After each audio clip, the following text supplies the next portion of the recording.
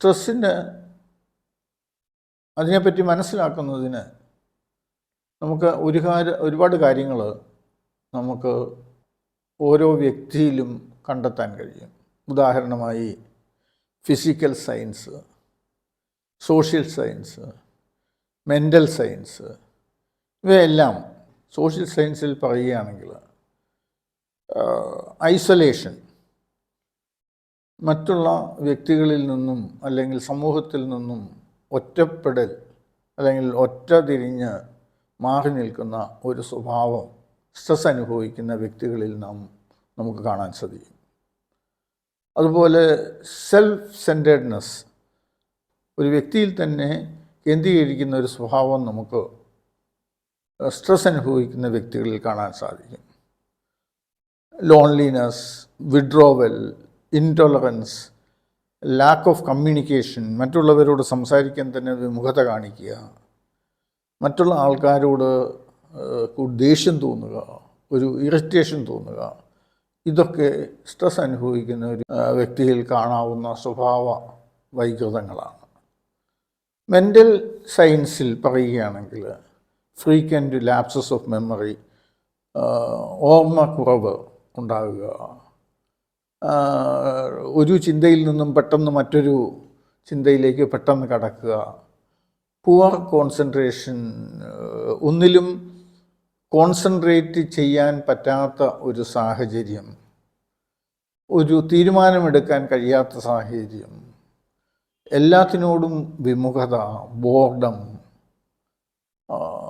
Constant negative talk, സ്വയം നെഗറ്റീവായിട്ട് സംസാരിക്കുക, മറ്റുള്ളവരെ പറ്റി നെഗറ്റീവായിട്ട് സംസാരിക്കുക, ഒരു തീരുമാനമെടുക്കാൻ പുവർ ജഡ്ജ്മെൻറ്റ്, കൺഫ്യൂഷൻ, ഫോബിയാസ്, പേടി, യഥാർത്ഥ പേടിയല്ല, ഫോബിയ, സ്യൂസൈഡൽ തോട്ട്സ്, ഇതൊക്കെ സ്ട്രെസ് അനുഭവിക്കുന്ന ഒരു വ്യക്തിയിൽ നമുക്ക് കാണാൻ സാധിക്കും. ശരീരത്തിലുണ്ടാകുന്ന ഫിസിക്കൽ സയൻസ്, അതായത് pounding heart, high blood pressure, constipation, തുടർച്ചയായി ജലദോഷം, കോൾഡ് ഇവ ഉണ്ടാകുക, ചെസ്റ്റ് പെയിൻ ഉണ്ടാകുക, ബാക്ക് പെയിൻ ഉണ്ടാകുക, തലവേദന ഉണ്ടെന്ന് തോന്നിക്കുക, മസിൽ ടെൻഷൻ,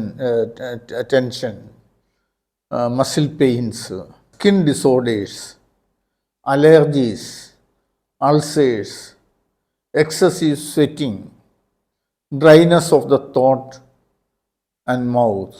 ഏതെങ്കിലും ഒരു പ്രശ്നത്തെ അഭിമുഖീകരിക്കാനുള്ള വിമുഖത, നെർവസ്നെസ്, ഫ്രീക്വൻറ്റ് യൂറിനേഷൻ, പെട്ടെന്ന് മൂത്രമൊഴിക്കാൻ തോന്നുക, ഈറ്റിംഗ് ഡിസോർഡേഴ്സ്, ഇതൊക്കെ സ്ട്രെസ്സിൻ്റെ ശാരീരികമായിട്ടുള്ള സിംറ്റംസാണ്. സ്ട്രെസ്സിന് വിധേയരാകുന്ന വ്യക്തികളിൽ കണ്ടുവരുന്ന മറ്റ് സ്പിരിച്വൽ സയൻസ്, എമോഷണൽ സയൻസ്, ഇവ മറ്റുള്ളവർക്ക് മാപ്പ് കൊടുക്കാൻ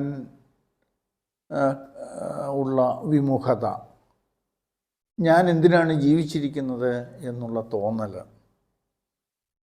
ലോസ് ഓഫ് ഡയറക്ഷൻ, നമുക്ക് എങ്ങോട്ട് പോകണം, മുന്നോട്ട് നമ്മൾ എങ്ങനെ നീങ്ങണം എന്നുള്ള ചിന്തകളിൽ നമുക്ക് വരുന്ന വ്യത്യാസങ്ങൾ, self abuse in any form, സ്വയമായിട്ട് ശരീരത്തിന് പരിക്കേൽപ്പിക്കുക, അതുപോലെ മറ്റുള്ളവരെ അബ്യൂസ് ചെയ്യുക,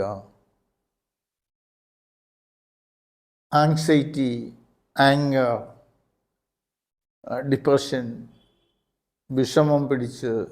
വിഷാദം പിടിച്ച് മറ്റൊരു ജോലിയിലും പോകാതെ കുത്തിയിരിക്കുന്ന ഒരു ശീലം, ഇതൊക്കെ സ്ട്രെസ് ഉള്ള വ്യക്തിയിൽ കണ്ടുവരുന്ന പല വിധത്തിലുള്ള പ്രതിഭാസങ്ങളാണ്. സ്ട്രെസ് പ്രധാനമായും രണ്ട് രീതിയിലുണ്ട്. ഒന്ന്, നാം സാധാരണ വിശേഷിപ്പിക്കുന്നത് പോലെ നമുക്ക് സംഘർഷങ്ങൾ തരുന്ന സ്ട്രെസ്, അതിനെ സാധാരണ ഭാഷയിൽ നമുക്ക് നെഗറ്റീവ് സ്ട്രെസ് എന്ന് വിശേഷിപ്പിക്കാം. എന്നാൽ മറ്റൊരു സ്ട്രെസ്സുണ്ട്, യൂസ്ട്രെസ്. യൂസ്ട്രെസ്, അതിൻ്റെ ഇംഗ്ലീഷ് സ്പെല്ലിംഗ് EUSTRESS, അതായത് A positive form of stress having A beneficial effect on health or that motivate A person. അതായത് ഒരു വ്യക്തിക്ക് ശരീരത്തിന് അനുകൂലമായ ഒരു സാഹചര്യം സൃഷ്ടിക്കുന്ന സ്ട്രെസ്, അഥവാ ഒരു വ്യക്തിയെ മോട്ടിവേറ്റ് ചെയ്യുന്നതായുള്ള സ്ട്രെസ്, അതിനെ നമുക്ക് യൂസ്ട്രെസ് എന്ന് പറയാവുന്നതാണ്. അതായത് നെഗറ്റീവ് സ്ട്രെസ്സും പോസിറ്റീവ് സ്ട്രെസ്സും. പോസിറ്റീവ് സ്ട്രെസ്സ് നമുക്ക് വളരെയധികം പ്രയോജനം ചെയ്യുന്നു.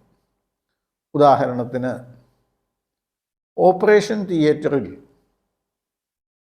സർജറി ചെയ്യാൻ പോകുന്ന ഒരു സർജന് ഉണ്ടാകുന്ന സ്ട്രെസ്സ് അദ്ദേഹത്തെ കൂടുതൽ കോൺഷ്യസ് ആക്കുകയും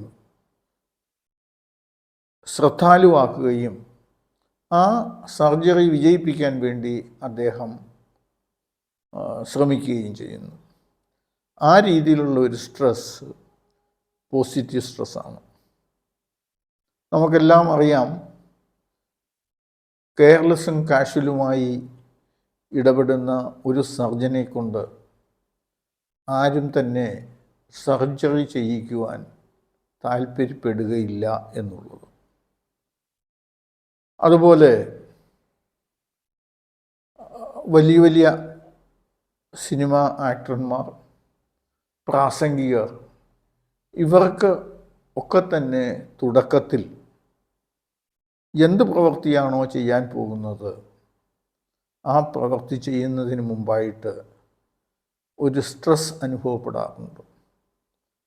ആ സ്ട്രെസ് അവരെ കൂടുതൽ കോൺഷ്യസ് ആക്കുകയും ശ്രദ്ധാലുവാക്കിക്കൊണ്ട് അവരുടെ കർമ്മം വിജയത്തിലേക്ക് എത്തിക്കുന്നതിനും അവരെ സഹായിക്കുന്നു.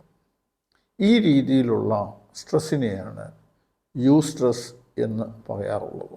ഒരു എക്സാമിനേഷൻ അഭിമുഖീകരിക്കാൻ പോകുന്ന ഒരു വിദ്യാർത്ഥിക്കുണ്ടാകുന്ന പോസിറ്റീവ് സ്ട്രെസ്, അതുപോലെ ഒരു ഇൻ്റർവ്യൂവിന് അറ്റൻഡ് ചെയ്യാൻ പോകുന്ന ഒരു ഉദ്യോഗാർത്ഥിക്ക് ഉണ്ടാകുന്ന പോസിറ്റീവ് സ്ട്രെസ്, ഇവയൊക്കെ തീർച്ചയായിട്ടും അവർക്ക് പോസിറ്റീവ് റിസൾട്ട്സ് കിട്ടുമെന്നുള്ളതിന് യാതൊരു സംശയവുമില്ല. നമ്മൾ ഇവിടെ പ്രതിപാദിക്കുന്നത് നെഗറ്റീവ് സ്ട്രെസ്സും അതിൻ്റെ നെഗറ്റീവ് എഫക്ട്സിനെ പറ്റിയാണ്.